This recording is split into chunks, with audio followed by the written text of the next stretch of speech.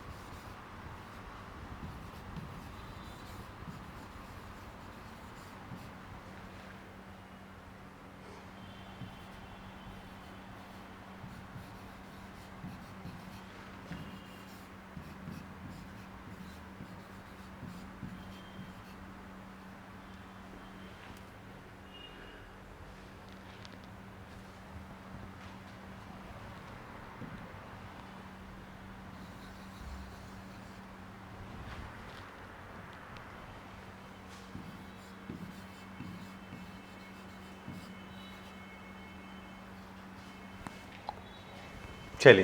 तो ये क्वेश्चन है हमारे पास, क्या कह रहा है, a rope of 5 metre long has mass of 240 gram, it is stretched with a constant tension of 1 kg weight, it is fixed at one end and by hand at the other end, ठीक है, what frequency of the shaking will make it break up into 3 vibrating segments, ठीक है। Take g is equal to this, तो हमें जी ये लेने के लिए बोल रहा है और हमें टेंशन वगैरह सब बता रहा है और कह रहा है 3 सेगमेंट्स में वो वाइब्रेट करना चाहिए, ठीक है। तो ये वन एंड वाला है कि एक एंड उसका क्लोज्ड है और किसकी बात कर रहा है, स्ट्रिंग की बात कर रहा है।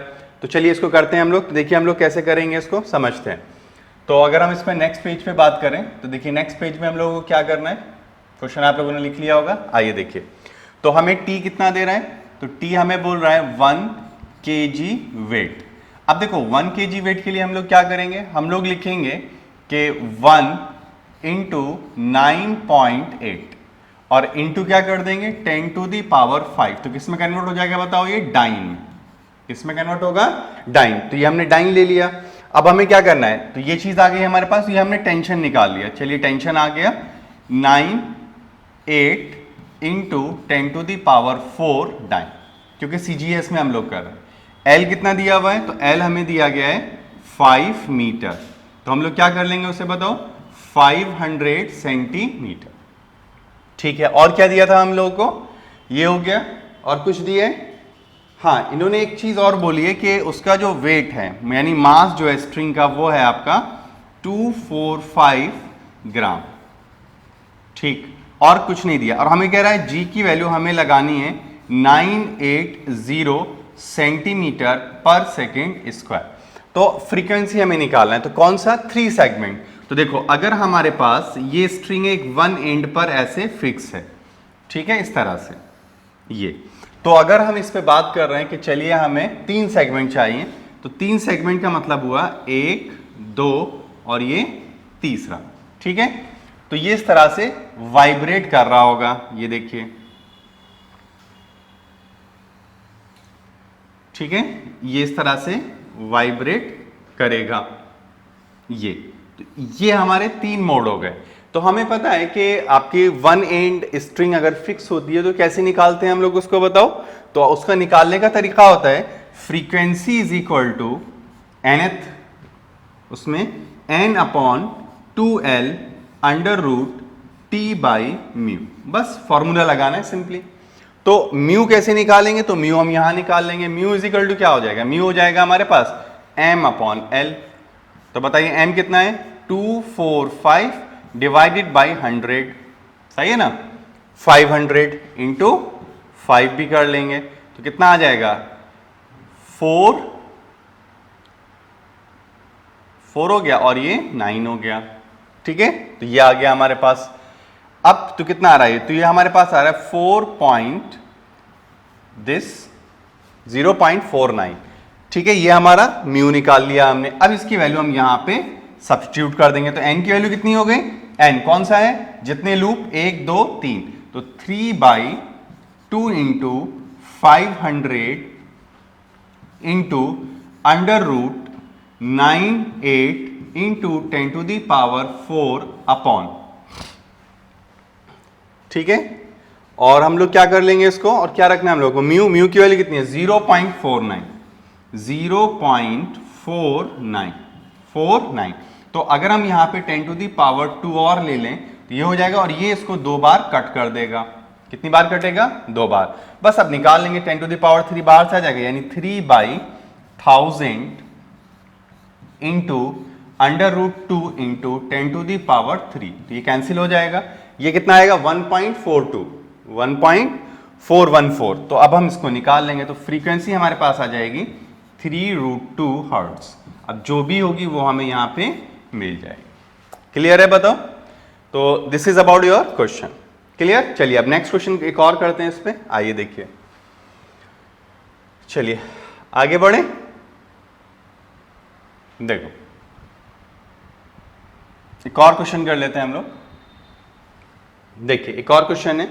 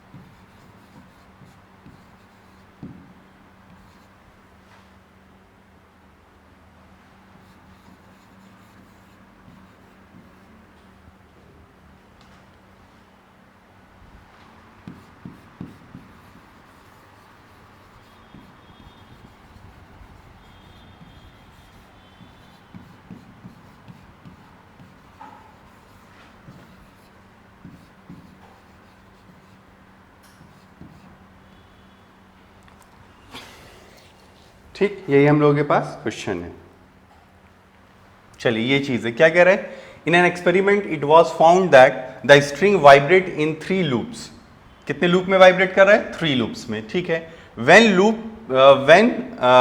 8 ग्राम वर प्लेस्ड 8G, ठीक है 8G है, placed on the scale pan, what mass must be placed on the pan to make string vibrate in 6 loop. Neglect mass of the string and pan, pan का mass नहीं लेना और string का mass नहीं लेना है, ठीक है। चलिए आगे बढ़े, देखिए अब इसमें हम लोगों को क्या करना है उसको समझते हैं। देखिए इसमें हमसे क्या बोला है, इसमें हमसे ये कह रहा है कि केस 1, अगर हम केस 1 की बात करें, केस 1, तो उसमें क्या कह रहा है हमारे पास, ये हम लोगों ने सोनोमीटर टाइप बनाया था, देखिए इसको दोबारा बना के दिखा देता हूं। इस तरह से हम ले लेंगे ये, तो ये हमारे पास हो गया, और इसको हमने यहां पे कोई पेन है इस तरह से ये, ठीक है, ऐसे हम लोग मान लेते हैं, ठीक। तो यहां पे कह रहा है केस 1 में ये कह रहा है कि अगर हम यहां पे 8 ग्राम रख दें तो यहां पे एक फोर्स लगेगा, कितना, 8G, तो वही क्या प्रोड्यूस कर देगा यहां पे, टेंशन, ठीक है। तो वही टेंशन क्या हो रही होगी, यहां भी लग रही होगी, वही टेंशन क्या होगी, यहां भी लगेगी, ठीक है। ये अगर हम मान लें कि इसकी लेंथ L है, तो क्या करेंगे हम लोग, देखो, तो हम लोग ये बोलेंगे कि ठीक है, अगर ये वाला केस है हमारे पास, तो यहां पे हमारे पास जो T है, जो हमारे पास यहां पे क्या है, T कितना है हमारे पास, बोलो, तो T जो है वो है हमारे पास 8G, ठीक है। अच्छा, L हमारे पास वो हो गया, तो हम लोग क्या लिख सकते हैं, अभी जो वाइब्रेट कर रहा है वो कितने लूप्स में कर रहा है, 6 लूप्स में कर रहा है। तो फ्रीक्वेंसी जो होती है F1 की अगर हम बात करें तो हम क्या लिखेंगे, 6/2L into under root 8G/μ। अब केस 2 में वो क्या बोल रहे हैं, केस 2 में ये कह रहा है वो कि हम कितना मास यहां रख दें। तो अब हम केस 2 की अगर हम बात कर रहे हैं तो हम ये मान के चलेंगे कि हमने इसके अंदर क्या लगा रखा है, m मास हमने लगा दिया, तो यहां पे टेंशन आ जाएगी T', और ये लेंथ वगैरह तो वही रहेंगी सब। चलिए ठीक है, तो अब हम क्या बोलेंगे बताओ, तब हम लोग बोलेंगे कि अगर ऐसा हो रहा है तो हम लोग बोल सकते हैं, चलो ठीक है, तो हम मान लेंगे कि T' जो है वो हमारे पास क्या हो जाएगा, mg, जो हमको नहीं पता। अब फ्रीक्वेंसी अगर F2 हम लिखें तो क्या लिख सकते हैं, तो हम लिख सकते हैं 8/, ठीक है ना, ये दिया फ्रीक्वेंसी दी है इन लोगों ने, 8 ग्राम दिया है, found the string in 3 loops, ठीक है, हाँ 3 लूप में ही वो इस तरह से कर रहा है। चलो ठीक है, ये चीज हमने निकाल लिया। अब क्या आ गया हमारे पास, ये चीज आ रही है, तो हम लोग क्या लिख सकते हैं अब, 8/2L इंटू mg/μ। इसमें तो कोई दिक्कत होगी नहीं, बोलो, इसमें कोई दिक्कत नहीं होगी। अब जरा एक चीज को ध्यान से सुनना, अब अगर हम ये बोलें कि ठीक है, जो भी हमारा यहाँ पे मोशन होगा, ये जो भी चीज होगी उसकी अगर हम बात करें तो हम लोग क्या कह सकते हैं, तो हम लोग क्या बोलेंगे इसमें, हम लोग ये बोल सकते हैं कि हमारे पास जो है जो आपका, अगर हम मैं यहाँ पे लिखता हूँ, देखो हमारे पास क्या है, हमारे पास आ रहा है F = क्या आ रहा है, तो हमारे पास आ रहा है n/2L इंटू √T/μ। ये आ रहा है, स्क्वायरिंग ऑन बोथ साइड कर दो तो क्या मिलेगा हमें मिल जाएगा F × F² into 4L² into μ is equal to T into P²। अब देखो किसी की फ्रीक्वेंसी जो है वो चेंज नहीं हो सकती, यानी ये चीज पूरी क्या हो गई, कांस्टेंट हो गई। तो हम ये कह सकते हैं कि ये वाली जो चीज है हमारी वो किस पे डिपेंड कर रही है, इस पे डिपेंड कर रही है। तो हम ये बोल सकते हैं कि अगर इस तरह से है, ठीक है, ये चीज अगर कांस्टेंट आ रही है हमारी, यानी देखो फ्रीक्वेंसी किसी भी बॉडी की ये जो फ्रीक्वेंसी है वो चेंज नहीं हो पाएगी।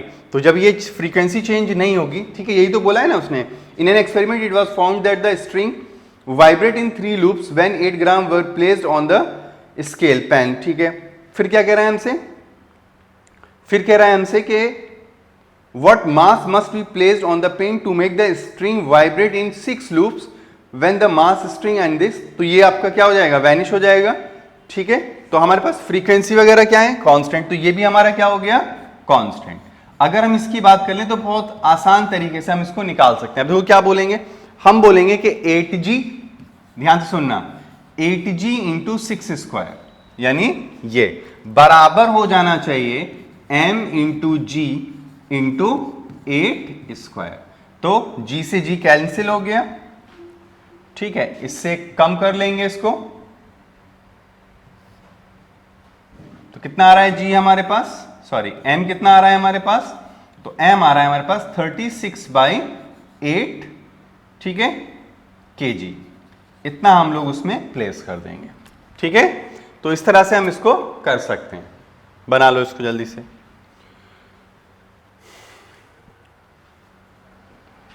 चलिए आगे बढ़े, चलिए आइए देखिए,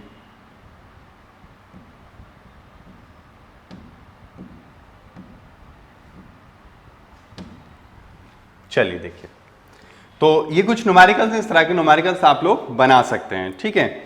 अच्छा, इसमें ऑर्गन पाइप में भी कुछ न्यूमेरिकल्स होते हैं। चलो एक न्यूमेरिकल और कर लेते हैं, देखिए क्या कह रहे हैं। ये एक और न्यूमेरिकल है हमारे पास, देखिए इसमें क्या है, न्यूमेरिकल में कह रहे हैं the length of a wire, the length of a wire is 105 centimetre, 105 centimetre between two ends of a sonometer, ठीक, of a sonometer, ठीक। Where should the bridges, ये क्वेश्चन थोड़ा अच्छा है, where should the bridges, आप लोगों ने experiment किया होगा तो याद होगा ब्रिजेस किसको बोल रहा है, bridges be placed so that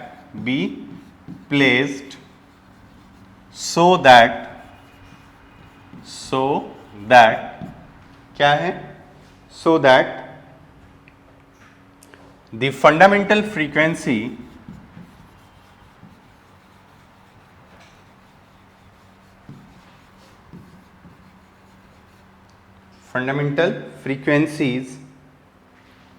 frequencies of the three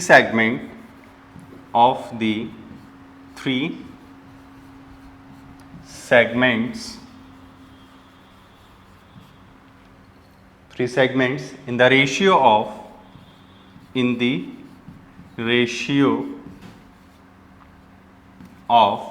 1:3:5, ठीक। ये क्वेश्चन है हम लोगों के पास, तो ये आपको क्वेश्चन दे दिया गया है। तो इस तरह से अब हमें इसे कैलकुलेट करना होगा कि किस तरह से हम उसको निकालें।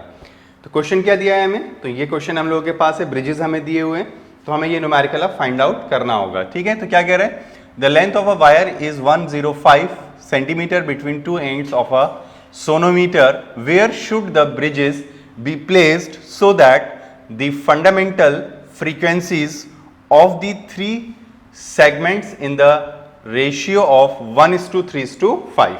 तो कैसे निकालेंगे हम इसको, बताओ, how we can find this, बताइए जल्दी से। तो L हमें दिया हुआ है, L2 दिया हुआ है, ये सारी चीजें हम लोगों को दी गई हैं, ठीक है। चलिए अब इसको करने की कोशिश करते हैं, आइए देखिए। तो अगर हम बात करें सोनोमीटर, तो सोनोमीटर जो होता है वो इस तरह का एक टेबल टाइप होता है, टेबल पे उसे रखा जाता है, तो मैं वो नहीं बना रहा हूँ, ये इस तरह से होगा और इसको इस तरह से, यानी इसकी जो लेंथ होती है वो इस तरह से रहती है और यहाँ पे ऐसे ब्रिजेस लगाते हैं, ये इनको कहा जाता है ब्रिजेस, ठीक।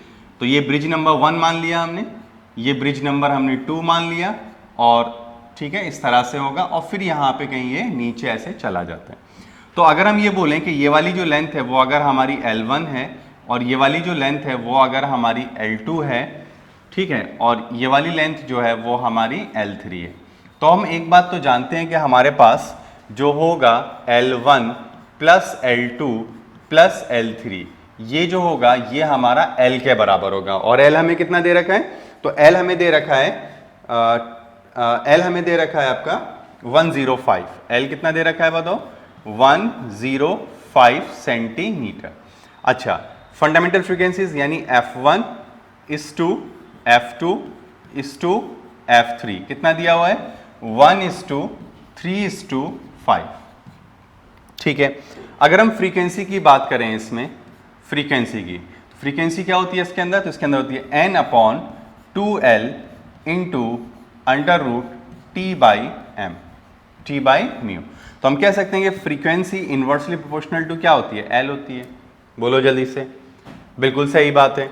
अगर ये इस तरह का आ रहा है तो हम लोग क्या बोल सकते हैं, तो हम लोग बोल सकते हैं कि इसका मतलब हुआ कि L1 is to L2 is to L3 क्या होगा बताओ, तो वो हो जाएगा 1/1 इज टू 1/3 इज टू 1/5 हो जाएगा कि नहीं, रिवर्स हो जाएगा। अब अगर हम एलसीएम ले तो क्या मिलेगा हमें, तो हमें मिलेगा 15, तो यहां आएगा 15:5:3 सही।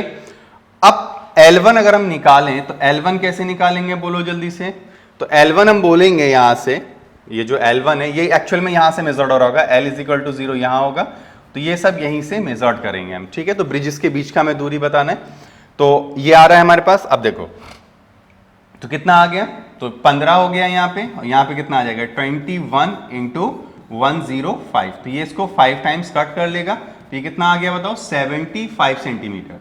यानी वो ये कह रहा है एक ब्रिज को यहां से कितना दूर रखना होगा 75 सेंटीमीटर। फिर अगर हम L2 निकालें तो क्या लिखेंगे, तो अगर हम L2 की बात करें तो L2 के लिए हम लोग क्या बोलेंगे, तो हम बोलेंगे 5 × 5, तो कितना आ जाएगा बताओ 25 सेंटीमीटर। यानी दूसरा ब्रिज यहां से यहां कितना दूर रखना पड़ेगा 25। और अगर हम L3 की बात करें L3, तो L3 क्या आ जाएगा हमारे पास, तो 5 × कितना आ रहा है, कितना आ रहा है बताओ, हाँ तो ये ब्रिज की दूरी नहीं होगी। अब ये जो लेंथ रह गया इसका कोई मतलब ही नहीं है, तो इसका हम कुछ नहीं करेंगे। तो हमसे पूछा क्या था उसने हमसे पूछा था, क्या पूछा था, what should be the two bridges be placed so that the fundamental frequencies is happening. तो कहां पे रखना है, तो एक B1 को तो हम रख देंगे कितना दूर, तो B1 को हम रख देंगे 75 सेंटीमीटर पर, और B2 को हम कितना रख देंगे, तो वो हम रख देंगे 25 सेंटीमीटर पर, बस खत्म। ठीक है, ये हम लोग के पास इस तरह से आ जाएगा। क्लियर है, चलिए अब आगे बढ़े। आइए देखिए, तो ये हमारे पास कुछ न्यूमेरिकल्स थे जो हम लोगों ने यहाँ कर लिए। अब देखिए अगर हम आगे बढ़ते हैं इसमें, तो हमारे पास ये कुछ न्यूमेरिकल्स हैं, इनको देख लेते हैं। देखिए एक दो न्यूमेरिकल और हैं, then we start your another topic. ठीक है, चलिए आइए तो इसको देख लेते हैं हम लोग। देखिए एक और न्यूमेरिकल है हम लोग के पास, कह रहा है find the ratio of the length of a closed organ pipe. Question है हमारे पास,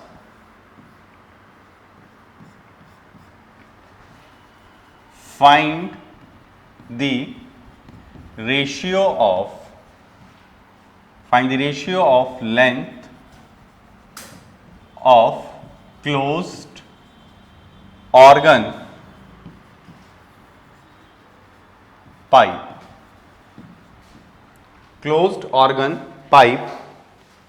to that of an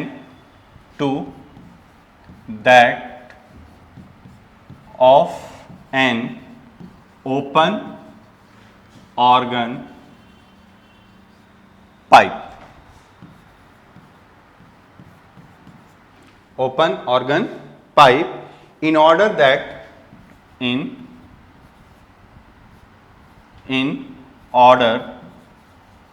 that second overtone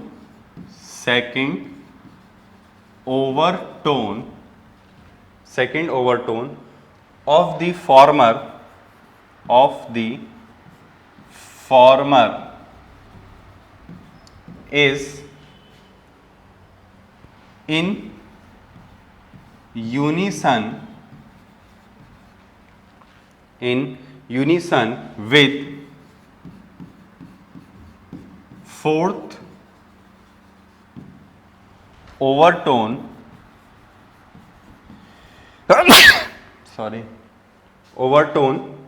of the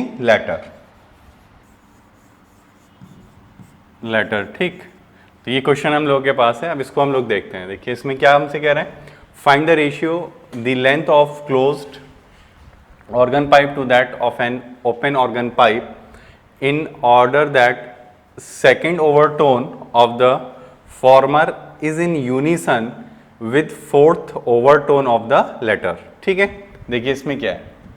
तो अगर हम बोलें कि ओपन ऑर्गन पाइप की अगर हम बात करें, ओपन ऑर्गन पाइप की अगर हम बात करें, ऑर्गन पाइप, तो उसमें जो ओवरटोन्स होती हैं हमारी, ठीक है, first overtone, second overtone, third overtone जो होती हैं वो क्या होती हैं आपका सिंपली हर एक वैल्यू में चलती है। जैसे हम लोग फर्स्ट ओवरटोन की बात करें तो फर्स्ट ओवरटोन की जो फ्रीक्वेंसी होती है वो एक्चुअल में F2 होती है और ये होती है 2/2, ठीक है, 2 इंटू, ठीक है, या ऐसे कर लेते हैं, 2 नहीं लेते, कैसे लिखेंगे हम लोग, तो वो कैसे रहेगा, तो वो ऐसा रहेगा हमारे पास, ये आ रहा है हमारे पास, वो रहेगा V अपॉन 2L। क्या रहेगा, V अपॉन 2L। ये कहलाता है सेकंड ओवरटोन। क्या कहेंगे इसको हम लोग, सॉरी, ये क्या कहलाएगा, फर्स्ट ओवरटोन। क्या कहलाएगा ये, फर्स्ट ओवरटोन। ठीक है, तो ओवरटोन ही तो दिया है उसने। क्या कह रहा है, find the ratio of the length of the closed pipe that of an open pipe, ठीक है, open pipe, in order that the second overtone of the former unison with the fourth overtone of the second one. ठीक है, तो इसका fourth overtone कौन होगा, इसका fourth overtone. तो अगर हम इसकी फोर्थ ओवरटोन की बात करें, फोर्थ ओवरटोन, तो इसका जो फोर्थ ओवरटोन होगा, फोर्थ ओवरटोन वो होगा आपके पास 4 इंटू V, 4 इंटू F0, ये होगा। F0 क्या, फंडामेंटल। और अगर हम क्लोज्ड की बात करेंगे तो उसमें ऑड चलता है। तो क्लोज्ड में कौन सा बोल रहा है हमसे, क्लोज्ड में सेकंड बोल रहा है। तो क्लोज्ड के लिए अगर हम बात करें, क्लोज्ड, ठीक है, तो क्लोज्ड में क्या होगा, क्लोज्ड में अगर हम सेकंड ओवरटोन की बात करेंगे तो थर्ड देन फिफ्थ, तो 5V बाई क्या आ जाएगा, 4L, 5V बाई 4L, ये आ गया हमारे पास। और अगर हम इसकी बात कर रहे हैं fourth overtone, sorry fourth overtone है तो यहां क्या होगा, 5। तो हम कैसे लिखेंगे इसको बताओ यहां पे, तो हम यहां लिखेंगे 5 into V upon 2L dash, ये हमने लिख लिया। अब कह रहा है they are in unison, unison का मतलब होता है बराबर हो गए। ठीक है, तो बराबर कर दीजिए तो कितना मिलेगा, देखो, तो हम लिख सकते हैं 5V upon 2L dash is equal to क्या आ जाएगा, 5V अपॉन 4L। तो 5V कैंसिल हो जाएगा, 2 आ जाएगा और यहां पे ये कट जाएगा, तो 1 upon L dash is equal to 1 upon 2L। तो हमें किस किस का चाहिए था, तो हम मान लेते हैं क्लोज्ड कौन सा माना है हमने, क्लोज्ड ये माना है, तो L इज टू क्या लेना है, L डैश, तो कितना आ जाएगा, तो 1:2। तो दिस इज योर आंसर। तो इस तरह के सवाल आप लोगों को मिल जाते हैं। अब हम बात करते हैं नेक्स्ट टॉपिक की, जो हमारे पास है बीट्स। ठीक है, इसमें बीट्स क्या होते हैं वो हम लोग थोड़ा समझते हैं। देखिए बीट्स क्या है उनके बारे में हम लोग डिस्कस करते हैं। आइए देखिए बीट्स आपका एक फिनोमिना होता है। ठीक है, ज्यादा इसमें चीजें नहीं आती, न्यूमेरिकल छोटा मोटा आता है, वो हम लोग देख लेंगे अभी। तो देखिए बीट्स में क्या होता है, बीट्स की अगर हम बात करें, बीट्स क्या होता है कि बीट्स एक सुपर इंपोजिंग फिनोमिना होता है साउंड वेव्स का। जब दो वेव्स स्लाइटली फ्रीक्वेंसी डिफरेंस से सेम डायरेक्शन में, सेम मीडियम में मूव करती हैं, तो उनके सुपर इंपोज की वजह से कहीं पे हमें लाउड साउंड और कहीं पर हमें जीरो साउंड सुनाई देता है। तो लाउड से जीरो, तो ये 1 बीट कहलाती है। क्या कहलाएगी, 1 बीट। तो अगर हम बीट के बारे में डिस्कस करें तो हम लोग क्या लिख सकते हैं, तो हम इसको बोल सकते हैं, पहली चीज क्या है, when two waves are of slightly difference in frequency, slightly difference in frequency,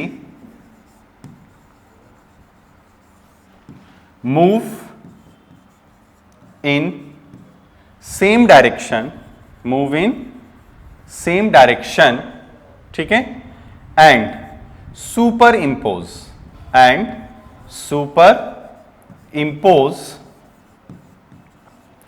to give loud and zero sound. This phenomena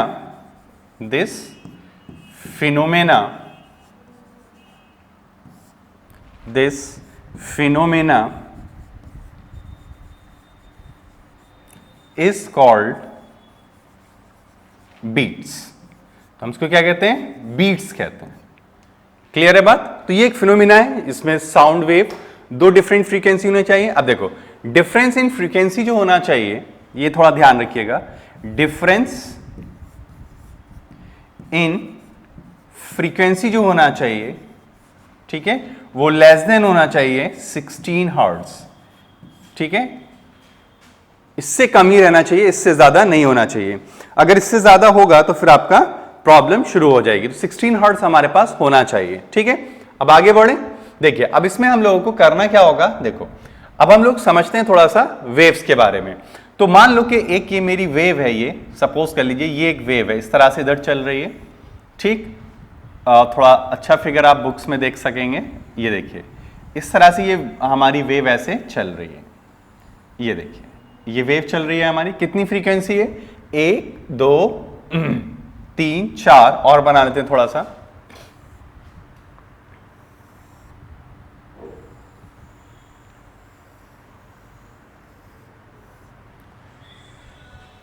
चलिए एक ये हो गया, एक और देखते हैं।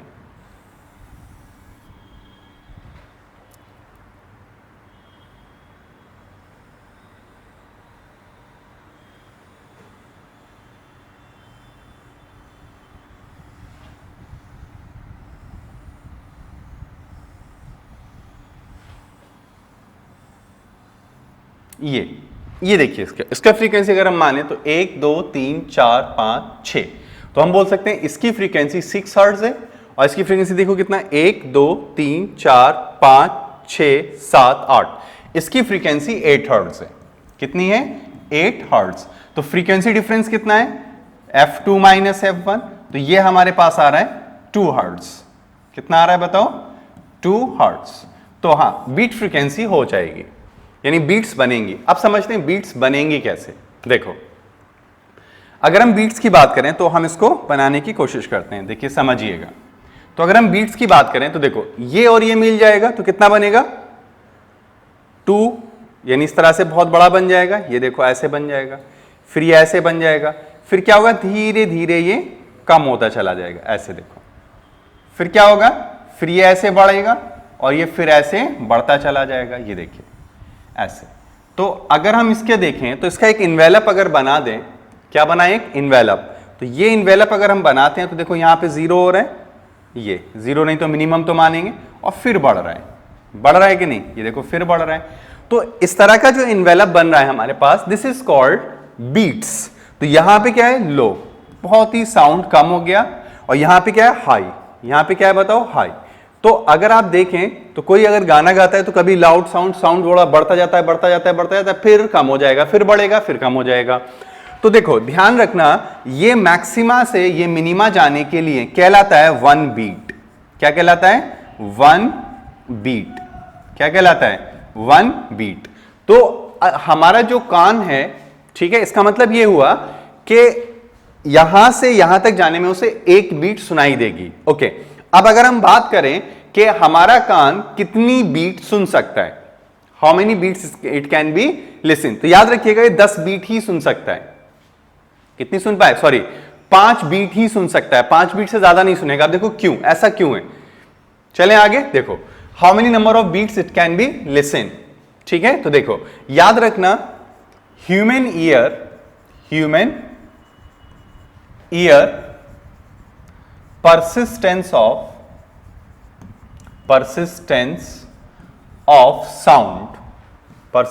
of sound is, this is your 1/10 second. तो हमारा जो कान है वो क्या करता है कि साउंड को, जो साउंड है वो डिस्टिंक्ट है कि नहीं उसको तभी सुन सकता है जब हमारे कान में एक साउंड और दूसरे साउंड का जो डिफरेंस होना चाहिए, टाइम में लैग जो होना चाहिए, वो कितना होना चाहिए हमारे पास? 1/10 सेकेंड। अब देखिए अगर हमारे पास हम 5 बीट्स क्यों सुन पाएंगे? देखो तो यहां पे मैं लिख देता हूं पहले, only 5 beats is listen by only 5 beats is listen by human ear, human ear. ठीक, अब ऐसा क्यों है? देखो, हमने जो बीट्स की बात की है वो कैसे बन रहा था, तो पहले बीट्स को समझ लेते हैं। देखिए, बीट्स जो थे कुछ इस तरह से हमारे पास बन रहे थे, ऐसे तो बीट्स बन रहे थे, दिस इज दी बीट्स, ऐसे कुछ फिनोमिना हमारे पास आ रहा था। तो ये आपके मैग्नीट्यूड इस तरह से उसका वेरी कर रहा था। ठीक है, इसी तरह से तो बन रहे थे हमारे पास, तो दिस इज आवर बीट्स। तो अगर हम इन बीट्स की बात करें तो देखो, अगर हम सोचें ज़रा, तो ये ओब्वियसली बात है थोड़ा आगे भी रहा होगा, तो मैं इसको यहाँ बना देता हूँ, ये ऐसे रहा होगा यहाँ पे और ये ऐसे, ठीक है, ऐसे भी रहे होंगे ये, ठीक, ये इस तरह से बना होगा। तो अगर हम सोचें तो अगर ये वाला बीट हमें सुन रहा है ये वाला, तो कितना देर तक हमारे कान में रहना चाहिए? 0.1 सेकेंड। अब यहाँ पे ये वाला भी टाइम भी कितना रहना चाहिए? 0.1 सेकेंड। तो ये बताओ यहां से पूरा एक बीट सुनने में कितना देर लग रहा है? तो एक बीट पूरा सुनने में हमें 0.2 सेकेंड लगते हैं। तो बताओ एक सेकेंड में हम कितना सुन पाएंगे? तो एक सेकेंड में जो है हम 1 सेकेंड में सिर्फ कितना सुन सकते हैं? 5 बीट्स, 5 बीट्स। क्यों? क्योंकि 1 बीट सुनने के लिए हमें कितनी देर लग रही है? 0.2 सेकेंड। तो बताओ 5 बीट सुनने में कितना लगेगा? इतना। तो only we have to listen only 5 beats is listen by human ear, ठीक है, इन 1 सेकेंड। मैं ये लिख दे रहा हूं, ह्यूमन ईयर इन 1 सेकेंड। तो एक सेकेंड में इंसान का जो कान है वो कितनी बीट सुन सकता है? वो सिर्फ और सिर्फ आपके 5 बीट ही सुन पाएगा, ठीक है, इन 1 सेकेंड। ठीक है, ये बात ध्यान रखोगे। चलो आगे बढ़े। देखिए, अब अगर इसमें नेक्स्ट बात करें, अगर हम एनालिटिकल व्यू लेते हैं इसका, देखिए एनालिटिकल व्यू अगर हम देखें, एनालिटिकल का मतलब है मैथमेटिकली हम बात करेंगे एनालिटिकल। तो देखो, एनालिटिकल अगर हम बात कर रहे हैं तो एनालिटिकल में अगर हम बात करें तो हम बोलें कि हमारे पास 2 वेव्स हैं, मान लीजिए, जैसे ये है हमारे पास A sine omega 1 t, A sine omega 1 into t, ठीक है। क्या है हमारे पास? अगर हम बात करें ओमेगा 1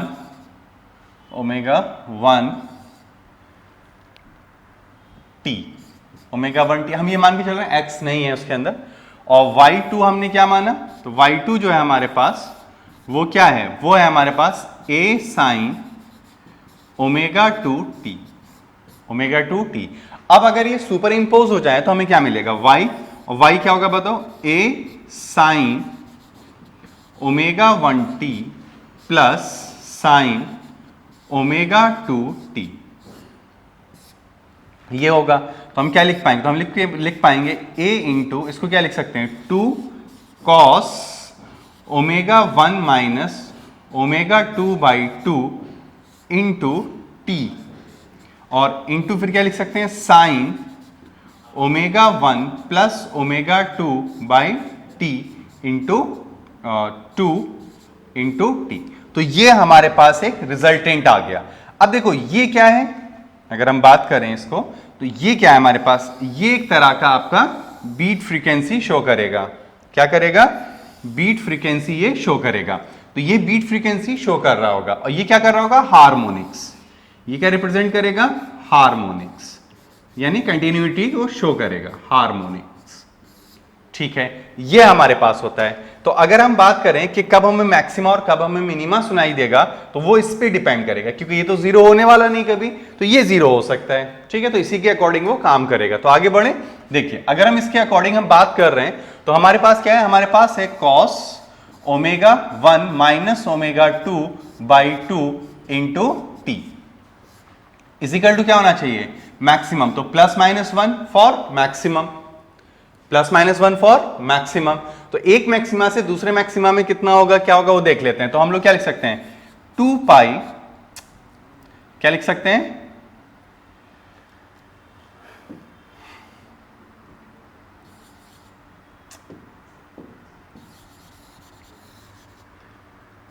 क्या है हमारे पास? हम लिख सकते हैं इसमें 2 pi f1 minus F2 by 2 into T is equal to, यहां पे क्या होना चाहिए बताओ, प्लस माइनस, तो यहां पे होना चाहिए प्लस माइनस एन पाई, होना चाहिए कि नहीं?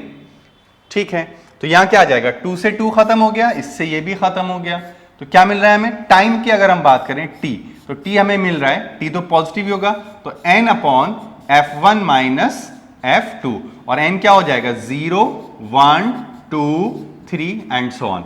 तो अगर हम बोलें कि दो मैक्सिमा, तो टाइम मैक्सिमा के लिए क्या आ जाएगा बताओ, मैक्सिमा की बात करें अगर हम, तो 1 अपॉन F1 माइनस F2, फिर क्या आ जाएगा 2 अपॉन F1 माइनस F2, इसी तरह से 3 F1 अपॉन F2, इसी तरह से ये आता रहेगा।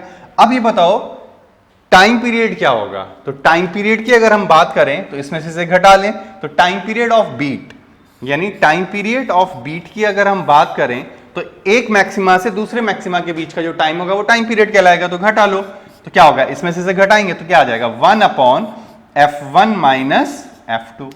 तो अगर हम बीट फ्रीक्वेंसी पूछें तुमसे, F बीट बताओ, तो क्या लिख दोगे 1 अपॉन T बीट, और टी बीट हमें निकालना आता है, तो अब हम क्या लिख सकते हैं, ठीक है, ये बात समझ में आ रही? तो अगर हम बोलें तो हम ये कह सकते हैं कि हमारी जो एफ बीट फ्रीक्वेंसी जो होती है, बीट फ्रीक्वेंसी वो होती है हमारे पास F1 माइनस F2 दिस, यही तो ये बीट फ्रीक्वेंसी भाई। अगर हम यहां पे बीट फ्रीक्वेंसी निकालें तो ये आ रहा है हमारे पास, तो अगर हम यहां बोलें, चलो मैं आगे ले लेता हूं, देखो तो हमारे पास क्या आ रहा है, तो हमारे पास आ रहा था टाइम पीरियड ऑफ बीट, तो टाइम पीरियड ऑफ बीट की अगर हम बात करें तो ये आ रहा है 1 अपॉन F1 माइनस F2। तो अगर हम बीट फ्रीक्वेंसी की बात करें F बीट, ठीक, तो F बीट को हम लोग क्या लिखेंगे, तो F बीट फ्रीक्वेंसी जो होगी वो होगी F1 माइनस F2, लेकिन ये मॉड है, क्यों? क्योंकि टाइम पीरियड पॉजिटिव है, तो ये आ जाएगा 1 अपॉन T बीट, आ जाएगा कि नहीं? बिल्कुल आ जाएगा, तो ये हमारे पास आ रहा है। अच्छा, वैसे अगर हम नॉर्मली देखें तो क्या होगा हमारे पास, तो हमारे पास होगा F1 is equal to F2 plus minus F beat. क्यों होगा ऐसा? देखो ऐसा इसलिए होगा कि अगर मैं आपसे बोलता हूं कि मेरे पास एक एग्जाम्पल लें, अगर हम, कि मैं आपसे बोलूं कि मेरे पास एक कोई ट्यूनिंग फॉक है जिसकी फ्रीक्वेंसी 196 हर्ट्ज है, कितनी है बोलो, 196 हर्ट्ज। अब एक मेरे पास दूसरी ट्यूनिंग फॉक है जिसकी फ्रीक्वेंसी मुझे नहीं पता, लेकिन क्या है कि इन दोनों को जब मैं बजाता हूं तो मुझे बीट फ्रीक्वेंसी जो मिलती है वो क्या मिलती है, वो मिलती है मुझे 2 हर्ट्ज। तो बताओ इसकी फ्रीक्वेंसी क्या हो सकती है, क्या हो सकती है? तो देखो इसमें दो तरह से हो सकता है, यानी F1 कितना है हमारे पास, तो F1 है 196 हर्ट्ज, तो हमें क्या करना है, हमें इसमें और इसमें 2 हर्ट्ज का डिफरेंस देना है, तो हम क्या बोलेंगे, तो F2 दो वैल्यू को शो कर सकती है, या तो 2 ज्यादा होगा इससे यानी 198 हर्ट्ज, या फिर क्या होगा 2 कम होगा यानी 194 हर्ट्ज, 194 हर्ट्ज। ये थोड़ा सा हमें याद रखना है, क्लियर है बात? अच्छा, अब इसमें न्यूमेरिकल कैसे आते हैं, क्या होता है, तो देखो एक चीज ध्यान रखना, इसमें दो बातें तुमसे बोलेगा, या तो बोलेगा कि आपने ट्यूनिंग फॉक को वैक्स किया है, या बोलेगा कि ट्यूनिंग फॉक को हमने फाइल कर दिया है। फाइल का मतलब होता है उसको आप रब करेंगे। रब करने से क्या होगा, अगर आपने उसको रब किया तो रब करने से ये होगा कि उसका मास कम हो जाएगा। तो अगर मास कम हुआ तो आप लोग जानते हैं कि मास कम होने से क्या होगा, तो मास कम होने से ये होगा कि उसका डेंसिटी कम होने लगेगा, ठीक है, और डेंसिटी कम होगा तो क्या हो जाएगा, फ्रीक्वेंसी बढ़ जाएगी, और अगर फ्रीक्वेंसी बढ़ी तो क्या होगा, फिर आप देख लेंगे, और अगर हमने फाइलिंग करी तो क्या होगा, तब फ्रीक्वेंसी क्या हो जाएगी, उसमें फ्रीक्वेंसी कम हो रही थी, इसमें फ्रीक्वेंसी ज्यादा हो जाएगी, ठीक है। तो ये दो एप्लीकेशन हम लोग के पास रहते हैं, ठीक है, लिख लिया। चलिए अब देखिए इसमें हम लोग आगे बढ़ते हैं।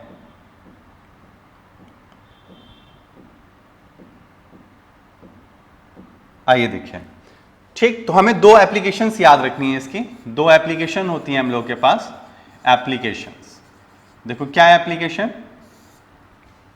पहला है when tuning fork is waxing. Waxing तो क्या याद रखना है, मास इंक्रीजेस तो क्या होगा, फ्रीक्वेंसी डिक्रीजेस।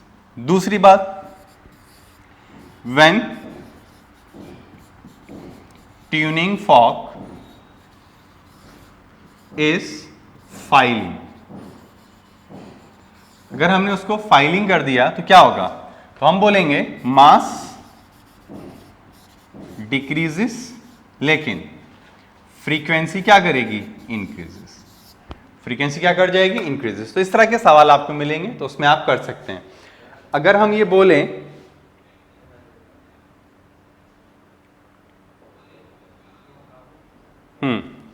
तो हमारे पास एक क्वेश्चन है, देखिए अगर हम इसकी बात करते हैं तो क्या होगा। मैं क्वेश्चन यहां लिख रहा हूं, देखिए क्या क्वेश्चन है।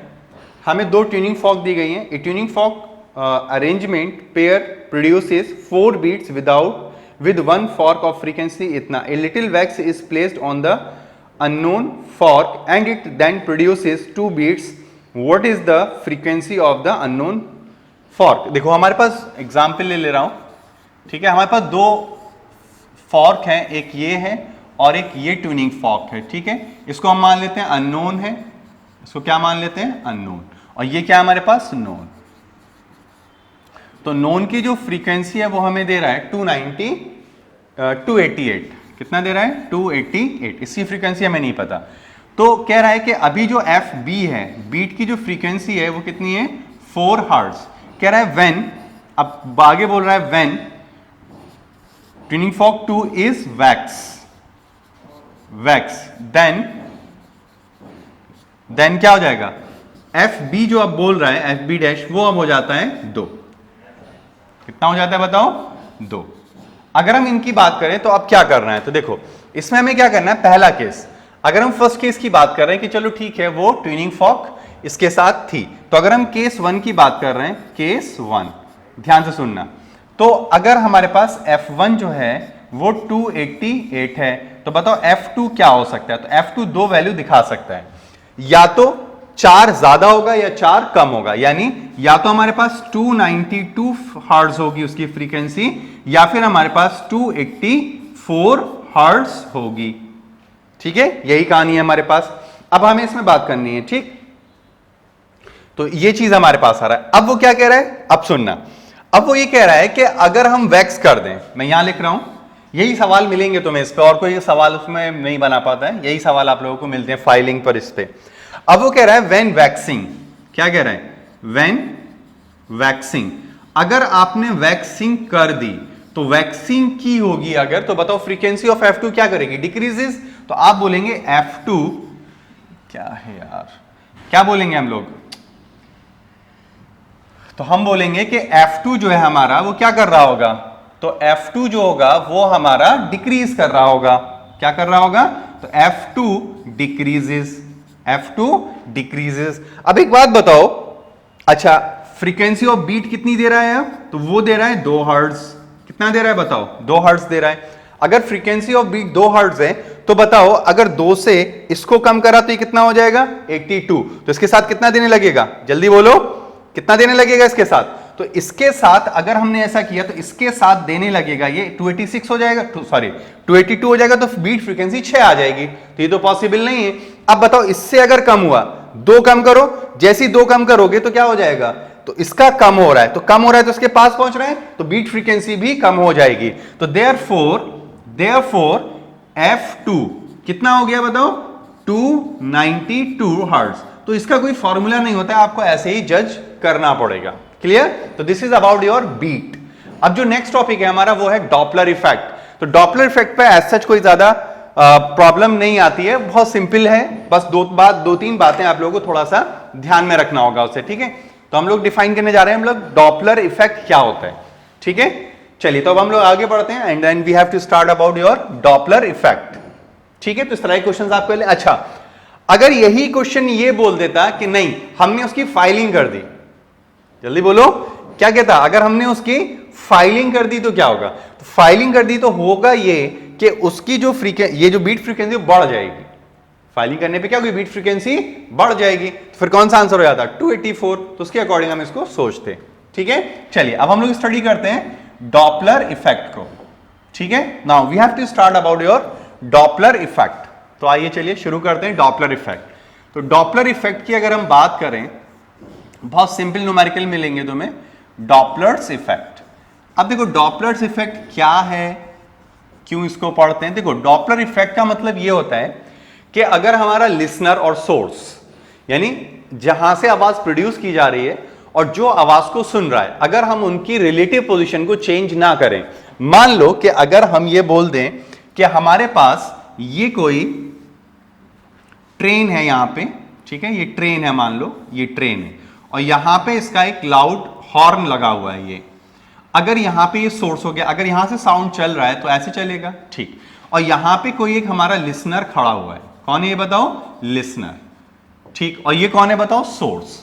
तो ये जो सोर्स है हमारा, जब इससे साउंड आएगा तो मान लो इसको फ्रीक्वेंसी एफ सुनाई दे रही है, एफ नॉट। क्या सुनाई दे रही है बताओ, एफ नॉट सुनाई दे रही है, तो ये ओरिजिनल हो गया। अब मान लो किसी वजह से ये इधर चलना शुरू कर दे, मूव। अगर ये मूव करना शुरू करेगा तो इसके कान के अंदर नंबर ऑफ वेव्स क्या हो जाएंगी, ज्यादा हो जाएंगी। जब ज्यादा हो जाएंगी तो अपरेंट फ्रीक्वेंसी इसको ज्यादा सुनाई देने लगेगी। ठीक है, समझ में आ रही है बात। अच्छा, अगर ये पीछे भागने लगा, तो अगर ये भाई साहब पीछे भागने लगा इधर की तरफ, तो फ्रीक्वेंसी, नंबर ऑफ वेव्स के कान में कम हो जाएंगी। तो क्या हो जाएगा, ये क्या हो जाएगा, अब फ्रीक्वेंसी कम सुनाई देगी। तो ये बातें हमें थोड़ा सा ध्यान में रखना है। ऐसे इसके साथ होगा।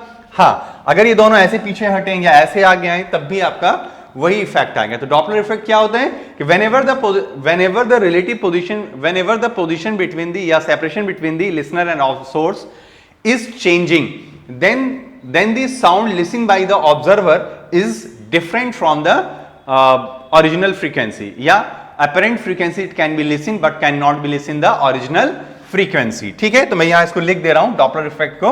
तो क्या है डॉपलर इफेक्ट, क्या है भाई, when separation between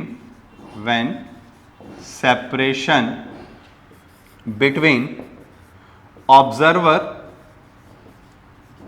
को हम कभी कभी क्या बोलेंगे, लिसनर, ठीक, ऑब्जर्वर या listener, and source of sound, then the apparent frequency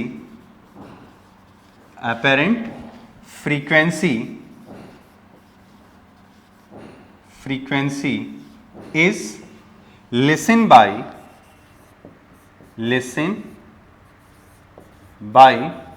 listener, not original। ठीक है, नॉट ओरिजिनल, वो क्या नहीं कर सकता, ओरिजिनल फ्रीक्वेंसी नहीं सुन पाएगा। क्लियर है बात। तो ये बात हमें थोड़ा सा ध्यान में रखना होगा। ये बात क्लियर है बताओ। अच्छा, अब बताओ अगर ऑब्जर्वर या सोर्स ऑफ साउंड या observer source of sound observer की तरफ चले या ऑब्जर्वर सोर्स ऑफ साउंड की तरफ चले तो फ्रीक्वेंसी क्या होगी, बढ़ जाएगी। फ्रीक्वेंसी क्या होगी, बढ़ जाएगी। अच्छा, अगर हमारा लिसनर सोर्स से दूर जाए, ठीक, तो क्या होगी, घटने लगेगी। अगर साउंड सोर्स से दूर जाए, सॉरी लिसनर खड़ा हो जाए और ये इधर भागने लगे, तो ये सारी बहुत सारे केसेस होते हैं और इसमें बहुत ज्यादा कंफ्यूजन आता है। तो हम उसके लिए कुछ नहीं करेंगे, हम सीधा एक फॉर्मूला बनाएंगे। ठीक है, तो चलिए आइए फॉर्मूला देख लेते हैं क्या होता है। ये बात समझ में आया। अच्छा, एक चीज और याद रखना, Doppler effect is not symmetric. ये क्या चीज है, देखो डॉपलर इफेक्ट इज सिमेट्रिक का मतलब ये है कि अगर मान लो ये इधर की तरफ चल रहा है, सपोज कर लो इसकी फ्रीक्वेंसी अभी 100 हर्ट्ज है। कितनी है बोलो, 100 हर्ट्ज। अगर ये 100 हर्ट्ज सुन रहा है तो अचानक से ये अगर चलने लगे तो मान लो कि ये 110 हर्ट्ज सुनने लगा इसके चलने से। ये रेस्ट पर ही था, अभी ये कहां था, रेस्ट पर था। अब मान लो कि ये इधर की तरफ चलने लगे, अगर मान लें हम कि ये इधर की तरफ चल रहा है, ठीक, तो अब जो सुनाई देगी फ्रीक्वेंसी वो हो सकता है इससे ज्यादा इससे कम सुनाई दे। मान लो हो सकता है वो 105 हर्ट्ज सुनाई दे रही है। तो सिमेट्रिक का मतलब ये होता है कि इसके इधर चलने से और इसके इधर चलने से सेम फ्रीक्वेंसी सुनाई देनी चाहिए थी, ऐसा है नहीं। तो इसको क्या बोलते हैं, असिमेट्रिक। ये थोड़ा इंपॉर्टेंट है, आपका नीट एम से पूछ लेता है सवाल कि बताओ क्या है। लेकिन याद रखिएगा जो आपका लाइट होती है वो सिमेट्रिक होती है। ठीक है, लाइट्स में फर्क नहीं पड़ता। तो मैं यहीं लिख दे रहा हूं इसको। ठीक है, क्या याद रखना है, चलो आगे हम लोग बढ़ जाते हैं इसमें। तो हमें क्या याद रखना है, तो हमें दूसरी बात क्या याद रखनी है, Doppler effect of sound, Doppler effect of sound is not symmetric, is not symmetric, ठीक है। hence it is asymmetric। कैसा होता है ये? asymmetric। ये थोड़ा सा हम लोगों को ध्यान रखना है, कैसा होगा? asymmetric। क्लियर है बात? अब देखो, अगर हम बात करें कि अगर हमारे पास अपरेंट फ्रीक्वेंसी क्या होगी, तो देखिए फॉर्मूला फॉर apparent फ्रीक्वेंसी। तो फॉर्मूला फॉर अपरेंट फ्रीक्वेंसी की अगर हम बात करें, तो अगर हम बोलें कि चलो ठीक है, हमारे पास ये सोर्स है इधर से, दिस इज द सोर्स, इसका मैं ऐसे बनाता हूं, ये ऐसे चल रहा है, इसको मैंने बोल दिया Vs, ठीक। और ये मेरा कोई ऑब्जर्वर है, लिसनर है, जो भी है, ये इधर जा रहा है, मान लो Vs, या एक काम करते हैं, चलो V0 ले लेते हैं, ठीक है, ये। और यहां पे जो साउंड चल रहा है मेरा, ठीक है, जो साउंड चल रहा है उसकी रफ्तार क्या है? V। पहले मैं लिख दे रहा हूं क्या है Vs, क्या है Vs? है आपके पास स्पीड ऑफ सोर्स, ठीक है, ये तो मैं ध्यान रखना है। अच्छा, V0 क्या है? Speed of observer. कौन है बोलो? ऑब्जर्वर। और V क्या है? V है हमारे पास स्पीड ऑफ साउंड। क्या है? Speed of sound. कभी कभी मीडियम भी चला देगा, मीडियम को भी देख लेंगे। ये बात समझ में आ रहा है? चलिए अब आगे बढ़े। अब हम देखना चाहते हैं कि उसको फ्रीक्वेंसी कितना सुनाई देगा। तो देखो, अपरेंट फ्रीक्वेंसी हमें चाहिए, तो आइए निकालते हैं अपरेंट फ्रीक्वेंसी। तो अपरेंट फ्रीक्वेंसी की अगर हम बात करें कि अपरेंट फ्रीक्वेंसी अगर हमारे पास मान लो f है, ठीक है, और ओरिजिनल फ्रीक्वेंसी जो है, ओरिजिनल फ्रीक्वेंसी ये हमारे पास है f0। Now we have to solve some problem. तो देखिए अब हमें क्या करना है। अगर हम अब इसकी बात करें तो हम बोलेंगे कि हमें जो अपरेंट फ्रीक्वेंसी सुनाई देगी उसका फॉर्मूला होगा f0 इंटू, ध्यान से सुनना, यहां पे स्पीड ऑफ साउंड होगा, यहां पे भी स्पीड ऑफ साउंड होगा, यहां पे जो होगा वो स्पीड ऑफ ऑब्जर्वर होगा और यहां पे स्पीड ऑफ सोर्स होगा। And we have to take, अब क्या करना है, तो अब हमें जो करना है वो यहां पे भी माइनस लेना है और यहां पर भी माइनस लेना है। अब थोड़ा ध्यान से सुनना, all speeds are taken with sign, यानी यहां पे हमें थोड़ा सा साइन कन्वेंशन यूज करना पड़ेगा। अब दोस्तों जरा साइन कन्वेंशन होता क्या है, देखो इसमें ये याद रखना है तुम्हें, डायरेक्शन ऑफ सोर्स, ठीक, direction of source is taken as positive for sound, और इसके अपोजिट जो भी चलेगा हम उसको क्या ले लेंगे? निगेटिव। बस ये थोड़ी सी तुम्हें ध्यान रखना है। अब इस पे आप न्यूमेरिकल बहुत ही आसानी से बना सकते हैं। चलिए करें न्यूमेरिकल कुछ। चलिए तो मैं आपको कुछ न्यूमेरिकल दिखा रहा हूं इसमें, ठीक है, उसकी हम बात कर लेते हैं। अच्छा, इसमें एक और चीज याद रखिएगा, ये तो सीधे सीधे हमारे इस तरह से थे कि अगर ये इस तरह से रहे तो, जैसे मान लो ये है इस तरह से हमारे पास, ठीक है, और एक यहां पर है, तो ये तो इस तरह से है कि ये इधर चले या ये इधर चले, स्ट्रेट लाइन पे है। लेकिन अगर कभी हमारे पास ये आ जाए कि ये हमारे पास इस तरह से, मान लो सोर्स इधर जाने लगा, Vs इधर जा रहा है और ये इधर जा रहा है, V0 इधर जा रहा है, तब क्या करेंगे? तब आपको कुछ करना नहीं है। तब तुम्हें एक बात ध्यान रखनी है कि यहां पर जो आपको कंपोनेंट ले, मान लो ये अल्फा है और ये बीटा है, समझे कि नहीं? तो तुम क्या करना है, इसको ब्रेक कर देना। ब्रेक कर दिया, बताओ इधर क्या आ जाएगा? Vs cos अल्फा, और यहां पे क्या आ जाएगा बताओ? इधर क्या आ जाएगा? V0 cos बीटा, ठीक है, ये आ जाएगा। तो हमें सिर्फ यही वाले कंपोनेंट की जरूरत पड़ेगी। मतलब क्या? इन कंपोनेंट को ही हम यहां पे एज इट इज प्लेस कर देंगे, ठीक है। तो यहाँ पे वी एस जो रखना है वो वी एस कॉस अल्फा रखेंगे और वी नॉट की जगह पे वी नॉट कॉस बीटा, यानी वी नॉट और V S is the component of the sound is the component of the velocity of the observer and source which is along the line joining, जो line join हो रही है उसको। तो ये थोड़ा सा आप लोग ध्यान रखिएगा, ठीक है। चलें अब आगे, आइए देखिए अब हम स्टार्ट कर सकते हैं इसमें न्यूमेरिकल, ठीक है। तो मैं कुछ न्यूमेरिकल आप लोगों को दिखा रहा हूं, ठीक है। इसमें न्यूमेरिकल बना लेते हैं हम लोग कुछ। जैसे हमारे पास एक न्यूमेरिकल है, देखिए ये एक न्यूमेरिकल है हमारे पास, ये देखो क्या है न्यूमेरिकल। न्यूमेरिकल में इस तरह से दे रखा है, हमसे बोला है कि हमें एक इस तरह से दे रखा है कि ये है हमारे पास, ये एक बॉडी है वो इधर चल रही है, ठीक है। इसकी जो फ्रीक्वेंसी है ए नाम है इसका, इसकी फ्रीक्वेंसी है हमारे पास 100 हर्ट्ज, ठीक। और हमारे पास जो स्पीड है इसकी वी ए वो हमें दी गई है, कितनी दी गई है, वो हमें दी गई है 54 kilometre per hour, 54 kilometre per hour. और यहां पे जो हमें दिया गया है वो हमें दिया गया है, कितना बता रहा है हमें, वो हमें बता रहा है 72 kilometre per hour, 72 kilometre per hour, ठीक है। ये बी है।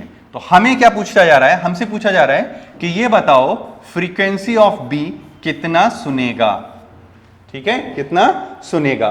तो फ्रीक्वेंसी ऑफ बी की अगर हम बात करें तो जाहिर सी बात है डॉपलर इफेक्ट लगेगा। तो हम क्या करेंगे, पहले वीए को लिख लेंगे। तो वीए को क्या लिखोगे बताओ, 54 यानी 8 इंटू 3 यानी 3 5 15, तो 15 मीटर पर सेकेंड आ गया। और वीबी कितना लिखेंगे बताओ, तो ये आ जाएगा 20 मीटर पर सेकेंड। और याद रखिएगा वी को हम यहां पे अभी यूज करेंगे 340 मीटर पर सेकेंड, अगर नहीं देगा तो आप यही इस्तेमाल कर लेंगे। तो अब ये बताओ, अब सुनना जरा ध्यान से, देखो अगर हम बोले कि ये वाला डायरेक्शन हमारा इधर है तो ये पॉजिटिव हो जाएगा कि नहीं, क्यों, क्योंकि सोर्स इधर जा रहा है, साउंड भी इधर ही जा मानेंगे हम, तो ये हमारा पॉजिटिव। तो ये नेगेटिव होने लगा कि नहीं, बिल्कुल होने लगा।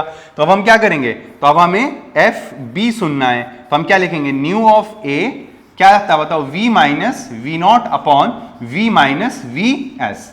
नाउ पुट द वैल्यूज, चलो वैल्यू पुट करो।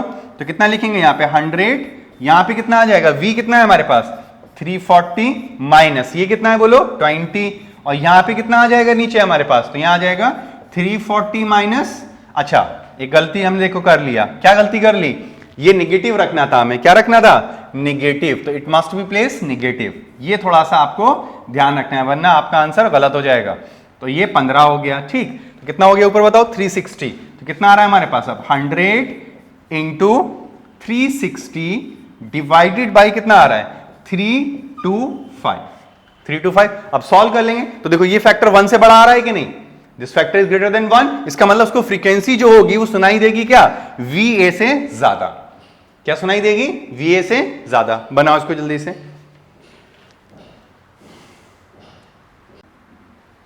चलिए समझ में आ गया बच्चों। तो ये बहुत सिंपल चीज है आपके पास, क्या है ये, बहुत सिंपल।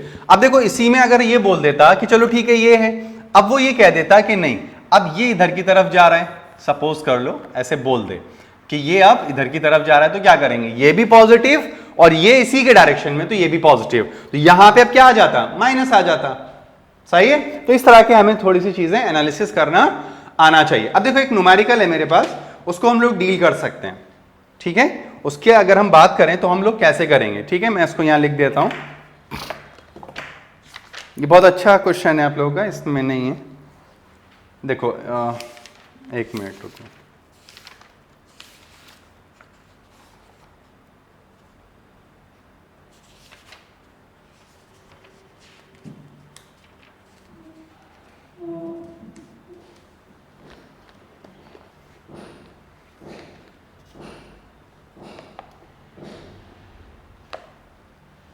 चलिए देखिए करें। आइए देखिए न्यूमेरिकल में लिख रहा हूं यहां पे क्वेश्चन,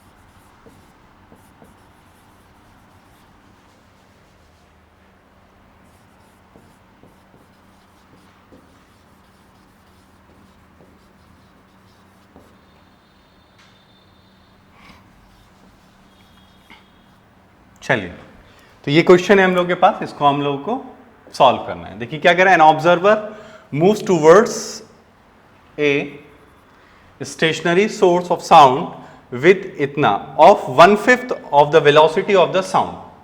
ठीक है, तो देखो हम लोग क्या कर रहे हैं यहाँ पे, तो मैं इसको नेक्स्ट पेज पे कर लेता हूं। देखो क्या कह रहे हैं, एक ऑब्जर्वर है हमारे पास, चलो ये हमारे पास सोर्स यहाँ पे रुकी हुई है, सोर्स है ये हमारा, और ये कहां पर है, रेस्ट। ठीक, साउंड इधर से इधर मान लो v रफ्तार से जा रहा है। ठीक है, अब वो क्या कह रहा है कि यहां पे एक ऑब्जर्वर है और वो क्या करता है, इसके इधर की तरफ वो v/5 से चलना शुरू कर देता है। तो बताइए उसे फ्रीक्वेंसी कितना सुनाई देगी, वो परसेंटेज ऑफ फ्रीक्वेंसी इंक्रीज। तो हम मान लेते हैं इसकी फ्रीक्वेंसी कितनी है, f। चलिए अब करते हैं, तो हम ये बोल सकते हैं कि Vs जो है वो कितना है, 0।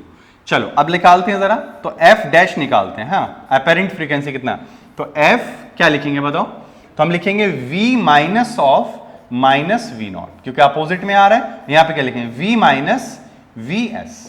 आइए देखिए, तो ये कितना हुआ हमारे पास, f इंटू ये कितना है बताओ, तो v प्लस कितना हो जाएगा, v/5 अपॉन v, और ये कितना हो जाएगा बताओ, 0। ये कितना है, 0।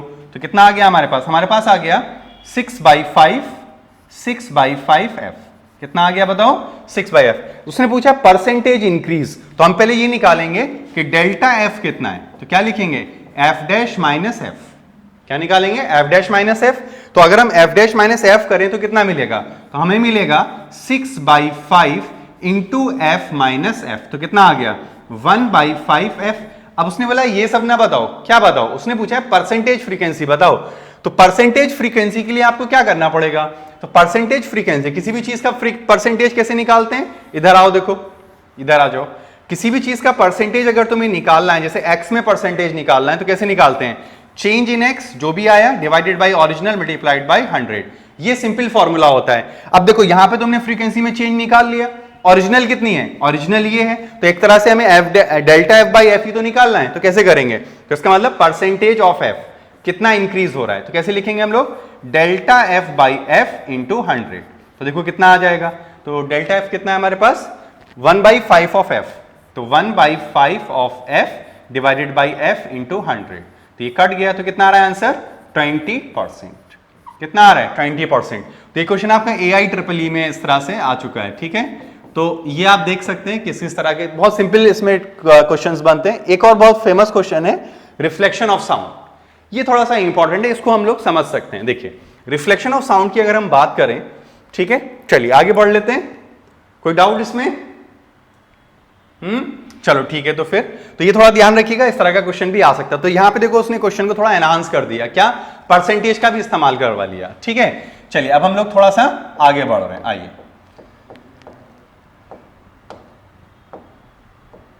ओके, चलिए देखिए अब हम आगे बढ़ते हैं और इसमें कुछ चीजों को और समझते हैं। तो मैं वो क्वेश्चन ले लेता हूं जो हमने इसमें सीखा है, मतलब ऑब्जर्वर का ये। तो देखो ये हम यहां पे देख लेते हैं कि कितना उसे सुनाई देगा। चलो देखो ये क्वेश्चन है हमारे पास, मान लीजिए, समझना ध्यान से थोड़ा सा, ये मान लो, ऐसा मान लो कि हमारे पास ये एक वॉल है, क्या है बताओ, वॉल, ये वॉल है, तो जाहिर सी बात है वॉल तो रेस्ट पे ही रहेगा। और ये हमारे पास एक कार है कोई, ये तो यहां पे सायरन कर रहा है वो, यानी साउंड को बजाते हुए जा रहा है। ठीक है, तो हम ये मान लेते हैं कि यहां पे हमें जो साउंड का फ्रीक्वेंसी है वो f है। ठीक, इसमें हॉर्न लगा हुआ है, उसे बजाया जा रहा है वो, तो यहां से एक वेव प्रोड्यूस हो रही है। ठीक है, अच्छा और क्या दिया हुआ है हमें, और कुछ नहीं दिया हुआ है, और कुछ नहीं दिया हुआ है। ठीक है, ये है, इसकी रफ्तार u है, कितनी है बताओ, u, ये a है। क्वेश्चन क्या है, फाइंड, क्वेश्चन क्या पूछा है, फाइंड दी, क्वेश्चन क्या पूछा है, find the beat frequency, find the beat, थोड़ा ऊपर जा रहा है ये क्वेश्चन, ठीक है, क्योंकि हम इसमें दो सवाल हम इसमें करेंगे एक ही में। Find the beat frequency, frequency listen by driver, listen by driver, ये हमें करना है। ठीक है, अब देखो लिसन बाय ड्राइवर अगर तुम्हें निकालना है तो पहले तो तुम्हें ये देखना पड़ेगा कि ड्राइवर ने पहले कितना सुना और फिर बाद में ड्राइवर ने कितना फ्रीक्वेंसी को सुना, उसके बाद ही हम इसमें क्या कर पाएंगे, डिफरेंस को फाइंड आउट कर पाएंगे। तो चलिए अब हमें ये सुनना पड़ेगा कि ड्राइवर कितनी फ्रीक्वेंसी सुन रहा है, यही है हमारे पास, ठीक है। फिर उससे बीट हम निकाल लेंगे। तो चलिए पहले हम ये देखते हैं कि ड्राइवर पहले कितनी सुन रहा है। तो पहले तो एफ ही सुनना है। अब जब इससे रिफ्लेक्ट होकर साउंड आएगा तब ये कितना सुनेगा वो हमें निकालनी पड़ेगी, फिर डिफरेंस ले लेंगे, आंसर आ जाएगा। चले आगे बढ़े, आइए देखिए। अब देखो अगर हम बात कर रहे हैं, चलो ठीक है, तो हम ये मान लेते हैं कि जब वो ड्राइवर चल रहा है, ठीक है, जब वो ड्राइवर इस तरह से चला रहा है अपनी कार को, ये देखिए यहां पे कार हो गई हमारी ये, तो ये इस तरह से हो गया, ये यू से जा रहा है, एफ फ्रीक्वेंसी है ए। अब ये बताओ जब ये साउंड ऐसे जाएगा तो अब यहां से एक साउंड आएगा, तो पहले तो हमें ये निकालना पड़ेगा कि ये वाली फ्रीक्वेंसी कितनी है, ठीक है, कितनी फ्रीक्वेंसी उसको सुनाई देगी, ठीक है। चलिए बनाइए इसको जरा जल्दी से।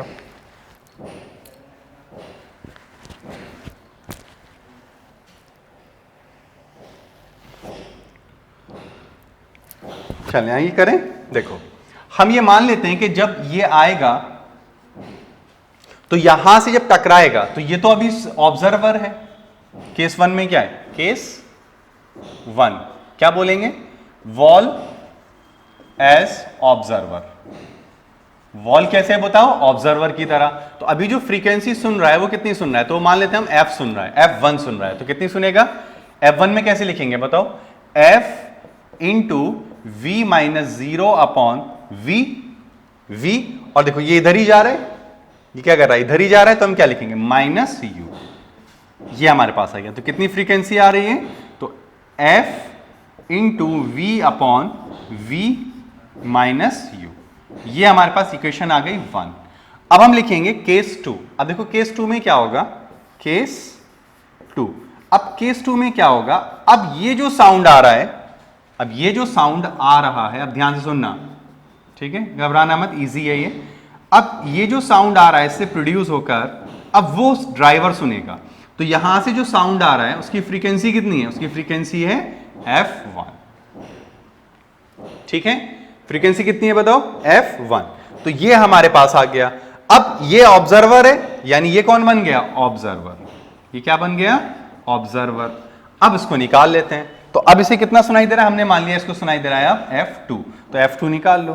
तो F2 इज इक्वल टू बताओ F1 इंटू, बोलो जल्दी से, V माइनस, ये ऑब्जर्वर है, इधर U से जा रहा है तो माइनस लेना पड़ेगा, नहीं ये इधर आ रहा है, तो minus of U upon V minus 0। तो बताओ कितना आया, तो ये आ गया F2 is equal to F1 into V plus U upon V। ये आ रहा है। और F1 कितना है हमारे पास, ये है, तो यहां पे हम इसको पुट कर दे रहे हैं, तो देखो कितना आ रहा है। तो अब अगर हम F2 निकालना चाहें, F2, तो देखो कितना आ रहा है, ध्यान से देखना। तो हम लिखेंगे F1 की जगह पे क्या लिखेंगे, V upon V minus U, ठीक, into V plus U upon V, ठीक, और इंटू F। तो ये तो कट गया इससे, तो बताओ कितना आ रहा है, तो F2 हमें सुनाई दे रहा है V plus U upon V minus U into F। अब हमें बताना पड़ेगा बीट फ्रीक्वेंसी। ये तो उसे साउंड को सुनाई देगा रिफ्लेक्शन के बाद, अब बीट फ्रीक्वेंसी बतानी है। ये बात समझ में आ गई। अब अगर हम बीट फ्रीक्वेंसी की बात करें, then how we can solve this. तो देखो बीट फ्रीक्वेंसी निकालना इजी होगा, कैसे, अब F बीट अगर हमें चाहिए, क्या चाहिए, F बीट। तो अगर F बीट हमें निकालना है तो how we can write this, तो इसको लिखेंगे हम F2 माइनस F। यही तो होगी अब, यानी ये पहले सुन रहा था, अब ये सुन रहा है, ठीक है। तो इसकी वैल्यू क्या है हमारे पास, F into V plus you upon V minus you, और सॉरी इंटू नहीं होगा, क्या होगा बोलो, माइनस, ठीक है, क्या होगा, माइनस। तो यहां पे क्या होने वाला है, माइनस, और क्या, F, और क्या, F। चलो अब सॉल्व करो इसको, आइए। तो F कॉमन ले लेते हैं, देखो क्या मिल रहा है, V plus you upon, minus में हो जाएगा V और प्लस में हो जाएगा U, और divided by V minus you. तो U से U तो निपट, सॉरी क्या आएगा, ये तो नहीं कटेगा, रुको एक मिनट, पूरा लिख लेते हैं इसको। तो क्या आएगा हमारा यहाँ पे बताओ, तो यहाँ पे आएगा हमारे पास V plus U minus V plus U. तो v से v वैनिश हो जाएगा, तो कितना मिला, तो हमें मिला f beat is equal to, time period भी पूछ सकता है, ठीक है, तो क्या लिख देंगे 2u upon v minus u into F. This is your answer. अच्छा, टी बीट पूछ ले तो टी बीट, तो टी बीट के लिए क्या आंसर कर जाओगे, तो टी बीट में कर जाओगे v minus you upon 2u into T into F, लेकिन डिनोमिनेटर इंटू एफ, तो ये टी बीट आ जाएगा। ठीक, तो इस तरह से ये है। तो this is about your sound. तो आपका साउंड चैप्टर पूरा हो गया है। अब जो हमारे चैप्टर्स बचे हैं उनको हम लोग नेक्स्ट लेक्चर से इसको कंटिन्यू करेंगे। ठीक है, हम लोगों ने वेव्स एंड साउंड पूरा कर लिया है। इसमें आप लोगों को मेन जो ध्यान रखना है, डॉपलर और बीट पे क्वेश्चन आपको मिलेगा ही मिलेगा। ठीक है, वो कंपटीशन में सवाल आएगा ही आपका, तो उसको आप लोग ढंग से तैयार कर लीजिएगा। ठीक है, तो चलिए फिर नेक्स्ट लेक्चर में हम लोग मिलेंगे। Okay, thank you.